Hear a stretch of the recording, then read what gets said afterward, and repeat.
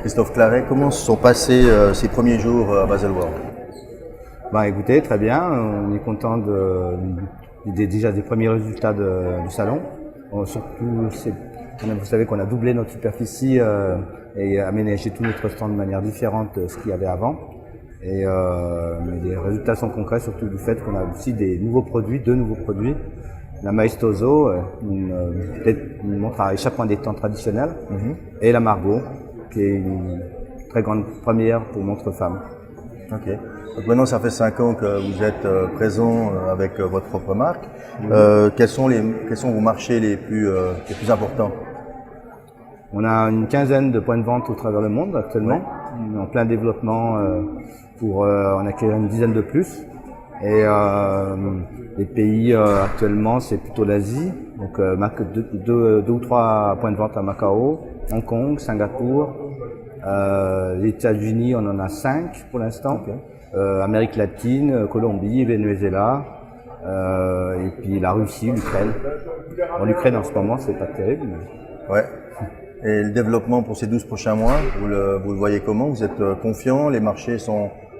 Oui, alors évidemment, ça a été un peu difficile à cause de la crise, hein, mais petit à petit, il y a des hauts et des bas, hein, je dirais.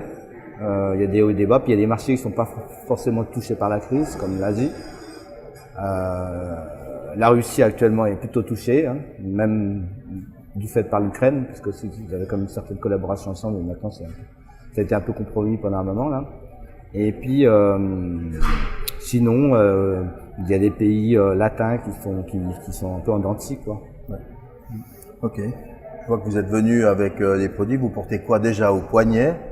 Alors au poignet, je porte la montre Maestoso, qui est une première en soi, puisque c'est un échappement à détente traditionnelle. Quand je dis détente traditionnelle, c'est-à-dire que c'est la très grande détente, la longue détente. Donc parce qu'il y a quelques marques qui sont mises à faire des échappements à détente, mais c'est en général des détentes courtes.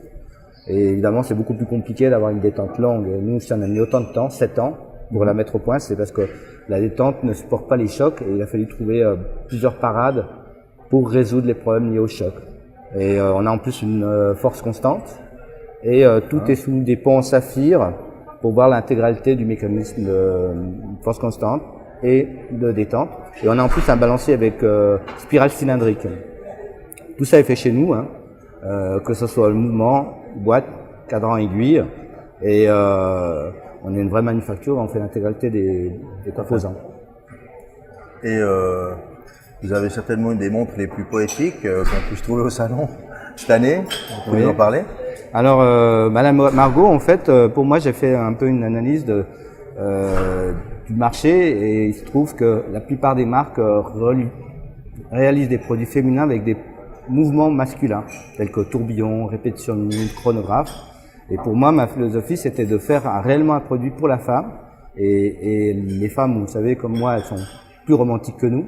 Et c'est pour ça qu'il m'est venu l'idée de réaliser une montre avec le jeu de l'effeuillage de Marguerite. Un jeu qui date du XVIe siècle et que j'ai retranscrit sur la montre. Et vous pouvez voir que avec l'aléatoire de la nature, c'est-à-dire que on prend un ou deux pétales et chaque fois en bas s'affiche le résultat.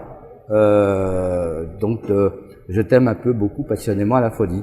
Donc vous lancez les feuillages de la Margot et vous avez il m'aime, beaucoup, passionnément, à la folie, pas du tout, un peu, beaucoup, passionnément, à la folie. Et après il y a un poussoir qui remet tous les pétales à leur place. Ok, maintenant vous faites des montres, mais quand vous étiez petit, vous rêviez de devenir quoi? De faire quoi? Très jeune, j'ai rêvé de montres. De 11-12 ans, je rêvais déjà l'horlogerie, je démontais déjà des vieux réveils, je faisais des bricolages avec les composants des mouvements. Et donc j'ai commencé très jeune. À 14 ans, j'allais déjà chez un horloger pour apprendre le métier d'horloger. Et à 16 ans, j'ai fait l'école d'horlogerie de Genève. J'ai commencé très jeune. Ah ouais, donc c'était vraiment une vocation. Hein. Ça, une vocation. On peut appeler ça comme ça. Ouais. Alors vous avez évidemment plein de projets, je pense, dans les tiroirs. Parce qu'il y en a un, donc vous pourriez nous révéler Et peut-être une piste Alors, tous mes projets sont très confidentiels. Bien sûr. Il y en a un que je peux vous révéler, c'est qu'on est en train de travailler sur l'extrême 2. Vous savez qu'on a réalisé l'extrême 1. Oui. Et on est en train de travailler sur l'extrême 2 qui va sortir, on espère, pour Bâle l'année prochaine. Mais on travaille aussi sur 2 autres projets encore plus fous qui surprendront énormément. L'extrême 2 surprendra, mais le projet suivant encore plus. Et ça sera pour 2016. 2016. Voilà. Donc 2016, on arrivera vraiment avec un produit, quelque chose de vraiment complètement hallucinant, qui n'a jamais été fait dans l'horlogerie de nouveau et qu'on va certainement surprendre énormément. Mais ça, vous les avez, enfin, toutes ces idées, vous les imaginez d'abord, ou bien c'est un travail d'équipe ou... Alors je les rêve. Vous les rêvez? Alors je les rêve souvent.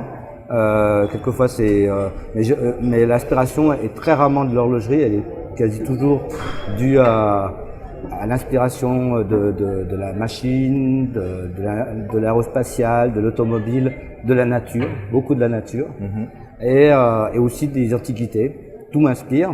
Et j'essaie toujours de réfléchir à quelle sera l'idée suivante. On fait aussi un concours en interne qui est ouvert à tous les collaborateurs de l'entreprise pour inciter la créativité et récompenser ceux qui amènent de bonnes idées en relation avec un sujet qu'on expose chaque année. Et tous les ans, il y a un premier prix, un deuxième prix, un troisième prix. Et évidemment, ça amène beaucoup d'idées qui sont évidemment développées par moi-même. Pour les meilleurs et de proposer à nos clients, marques ou pour moi-même. Christophe Claret, merci. Je vous en prie.